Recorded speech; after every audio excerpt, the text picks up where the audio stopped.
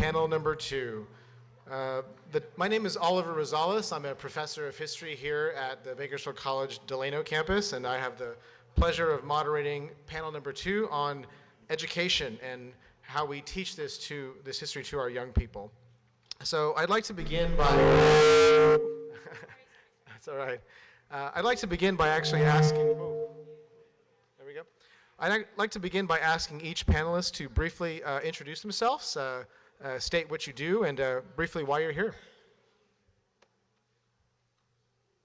Hi, my name is Dylan Delvo. I'm the co-founder, executive director of Little Manila Rising in Stockton, California, and yay! We helped to start the first after-school ethnic studies programs in Stockton, following the footsteps of Dr. Allison Tintiangco-Cubales' PEP program, and eventually our students advocated for ethnic studies at the district level, and we got it just this year. Yeah, my name is Herb DeLute. I'm with the Filipino-American Educators Association. I'm an advocate for the Filipino language program. Also, I've been working to get the Filipino curriculum for the farm labor movement and also for World War II, and specifically the San Diego area. Hi everyone, my name is Tracy Noriega. I currently serve the students of New Haven Unified School District in Union City, home of Itliong Veracruz Middle School.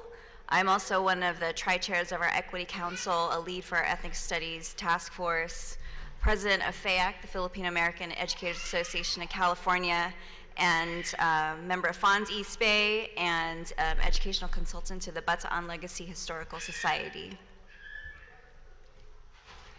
Good afternoon, Art Nelson, Concordia. I get to coordinate the Ethnic Studies program out of San Francisco Unified School District.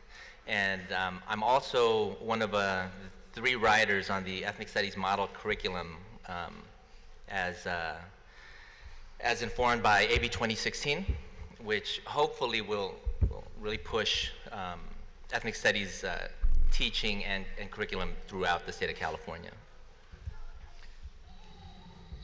Hi everybody. I'm Allison Tintiangco-Cubales. I'm Don Mabalan's friend.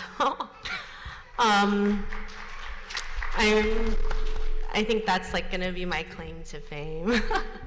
I'm also the founder and director, one of the directors of Pinay and Pinoy Educational Partnerships, which is PEP. I'm a professor at San Francisco State University in the College of Ethnic Studies. And I'm currently the chair, one of the chairs of the model curriculum, Ethnic Studies Model Curriculum Committee in California. Thank you. So I want to jump right in with a 2-part question for each panelist. We've been talking about the importance of Larry Itliong and Filipino-Americans to the labor civil rights movement. I'd like to hear from each of you briefly why, again, this history is important for young people within your service areas, but also, too, like, what are some of the challenges that exist within your school districts, your systems, from doing this history in the classroom for young people? I have to be first? Okay. We didn't get the questions ahead of time, but it's important because otherwise it gets erased. So in Stockton, thanks to the work of Dr. Don Mabalon, students have a better understanding of where they come from and who they truly are. And it's hard to believe that something like that could disappear so easily. But I think it's important to understand how easy that can disappear, because there are folks that definitely would like it to disappear. Because if we don't tell our own stories, and if we aren't passing on these stories, in some way we kind of lose who we are and the power that we can wield and be. And thank God Don cared enough about this place called Stockton and these men and women who walked its streets, and the streets that they walked in other cities as well, as along with Delano, because where would we be today, right? I think the importance is, I feel I lived the history. I was born and raised in Delano. My father was a Manongs, and what also a lot of my friends fathers were Manongs. And I saw the struggles they went through for the strike, but also another story was the fact that a lot of them were World War II veterans. And one of the projects I'm working is making sure the World War II veterans from the Philippines can get the Congressional Gold Medal. So it's always been, I'm a product of the 60s, meaning like I'm always been involved, I always believed in social justice, so that's a big thing for me. I think the greatest challenge is the fact that we can tell our story, but who's listening? If this is only the people in this room, it's not going to go very far. So I think one of the challenges we have to do is learn the story, understand it, but also share it and be an advocate. It's not enough to say, oh, you want to hear my story? Like sometimes I say a story, but I say, so what are you going to do to support it? And what have I done to support it? Why is it important? It's important because, you know, you might have heard this phrase, kids need to see themselves in the curriculum. I grew up in a very non-diverse suburb of Sacramento, and very similar to what Alex Edler was saying earlier, I lost myself. I didn't want to be Filipino. I didn't want my parents to speak it to me. I totally put it to the side. And it wasn't until I took an Asian American Studies class at Sacramento State with Dr. Maeda, and I learned about the Filipino farm workers movement, and then it all came back. I joined the Filipino Club. Mel Orpilia came and did his infamous slideshow, and I was back in it. And I told myself from then on, I didn't want my kids or any of my students to ever feel that way.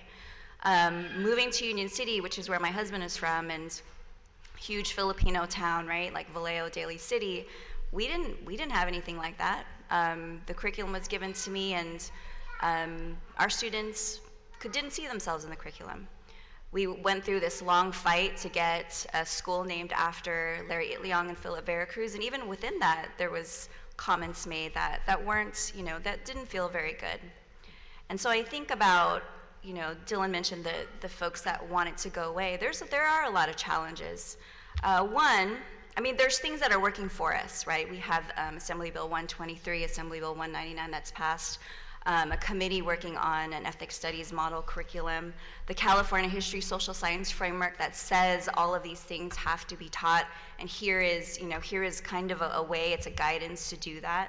Not necessarily that you have to, but it's there, right? There are things that are working for us. But the challenge is the system itself. What are we doing? We have these laws in place, and all of us, I think, are working and leading from where we're at. We have, you know, Bonta and Salas up at the legislature doing their things.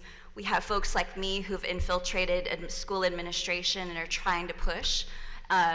You know, Allison preparing her teachers, but not every teacher preparation program is PEP. We have Art Nelson, you know, who is writing curriculum, Herb who's doing his thing, and you know, Dylan working in with the community. So how do we all work together to change up this system that doesn't want us here? You're absolutely right. The system that wants to erase our history, the system that doesn't want to tell us. But ultimately, it has to translate into the classroom. So how do we as parents insist on it? How do we as community members insist on it? How do we as educators actually teach and model and share what we've written so that others will follow along? How do we get our peers, you know, our non-Filipino peers, even our Filipino peers, to understand why it's important that they should do it as well? So the challenges still continue, but obviously the work is very, very important. I'll chime in. You know, in ethnic studies, we begin the year asking our students why HDTVs are so awesome. Why are they? Well, what makes them so awesome?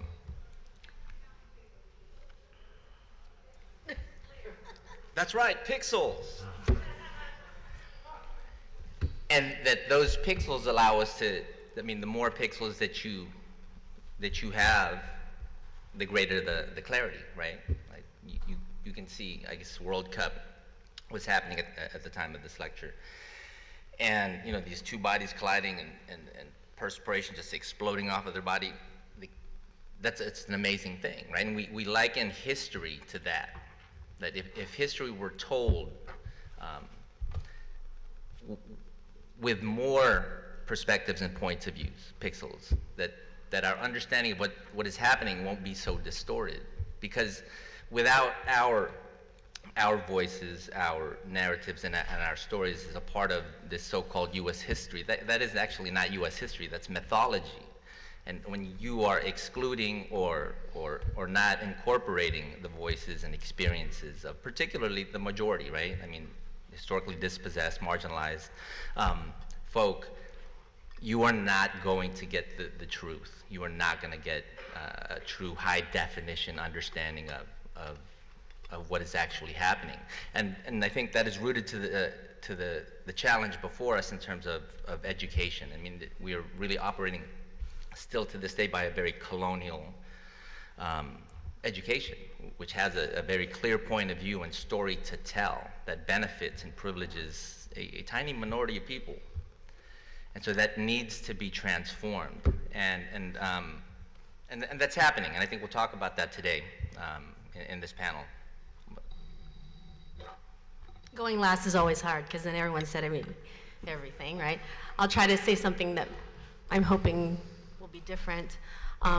Ethnic studies saves lives, like literally. It saved my life. It sounds like it might have done the same for some of you on this panel. Learning about what it means to be Pinay did more than save my life. It transformed my life. And I think for me, that's extremely important to continue. There is now some amazing studies by people who I could say were once my students, they're basically studying, learning about ethnic identity, and how that can impact your mental health. We have complained in our community that we have the highest rate of suicide amongst all ethnic groups. And now we have an answer.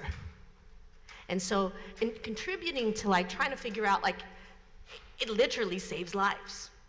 And so for me, ethnic studies is that important. My second point is Dawn specifically, in her story, ethnic studies saved her life.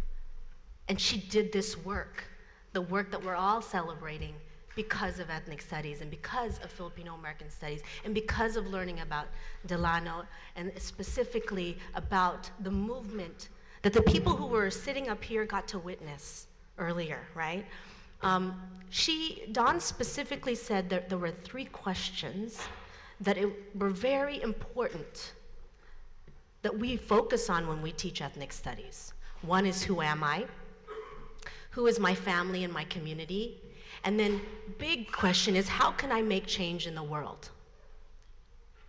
And the biggest challenge, I'm trying to answer all your questions because I know you combined. The big challenge for me is when people don't answer those 3 questions when they teach ethnic studies, or when they don't allow the opportunity for young people to answer those 3 very, very key questions, because those are the questions, when answered, save your life.